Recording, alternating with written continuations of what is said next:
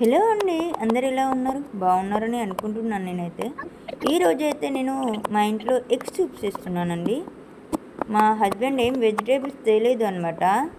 So ఏం చేయాలి అనుకుంటూనే 2 ఆనియన్స్ కనపడ్డాయి, 3 టమాటాలు కనపడ్డాయి నాకు.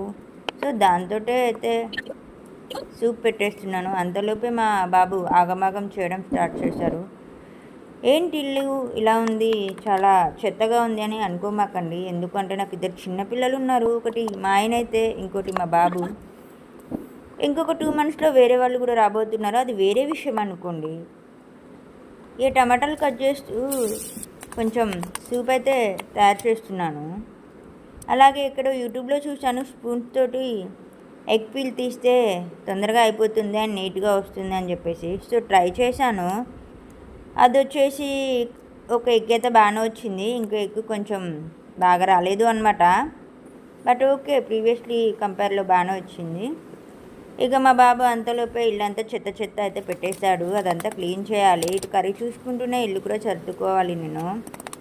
ఇక ఇందులో 4 ఎగ్స్ వేసేసాక మా బాబు వచ్చేసి మమ్మీ ఇష్యూ వస్తుంది అన్నాడు. ఇది ఇలానే స్టవ్ మీద పెట్టేసి వాడిని బాత్రూమ్ తీసుకెళ్ళి వచ్చేసరికి ఎగ్ కర్రీ అయితే కొంచెం మాడిపోయింది. అది నేను వీడియోలో చూపించలేదు. ఇక కొంచెం నాకు ఆనియన్స్ చేదు కొడుతున్నాయని చెప్పేసి సూప్ లాగా చేసుకోవడం కంటే కొంచెం చారులాగా అయితే బాగుంటుంది అని చెప్పేసి వాటర్ ఎక్కువైతే యాడ్ చేశాను. అందులోనే మసాలాలు యాడ్ చేసుకొని సూప్ అయితే పెట్టుకున్నాను. ఇక అంతలోనే ఇదంతా చేసుకుంటూ ఇల్లు అయితే మేనేజ్ చేసుకున్నాను. కొంచెం స్మెల్ అయితే బాగా వచ్చింది అనమాట. ఓకే, తినొచ్చు, పర్లేదు.